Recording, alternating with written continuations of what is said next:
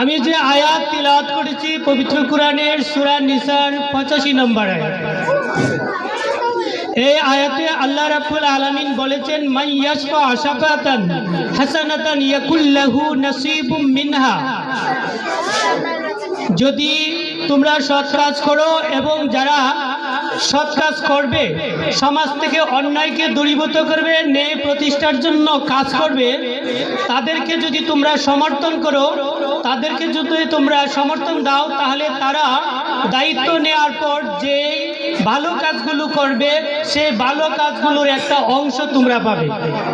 আবার তোমরা যদি সমাজে এমন একজন ব্যক্তির কাছে দায়িত্ব অর্পণ করো, দায়িত্ব নিবৃত্ত করো, যে সে দায়িত্ব নেওয়ার পরে অন্যায় করে, অবিচার করে, বেবিচার করে, তাহলে তার একটা অংশ তোমরা পাবে।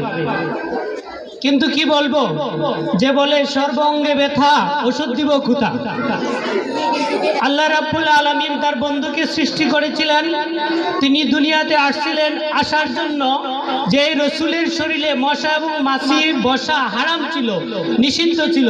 সেই রসুল এই পৃথিবীতে ন্যায়কে প্রতিষ্ঠিত করার জন্য, অন্যায়কে দূরীভূত করার জন্য কাজ করতে গিয়ে নিজের জন্মস্থান ত্যাগ করে মক্কা থেকে তাকে মদিনায় যেতে হয়েছিল।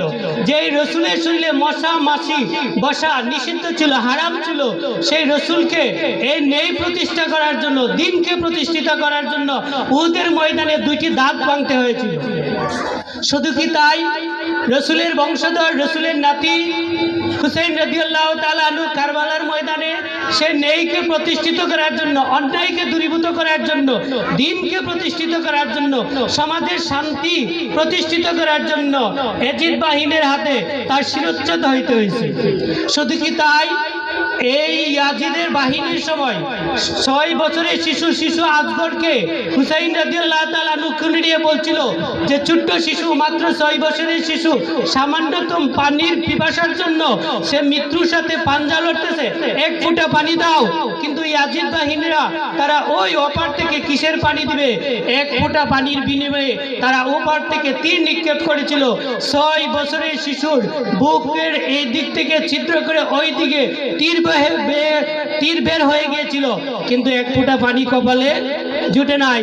সে নবীর উম্মতের জন্য, আমাদের জন্য, সমাজের শান্তি প্রতিষ্ঠিত করার জন্য।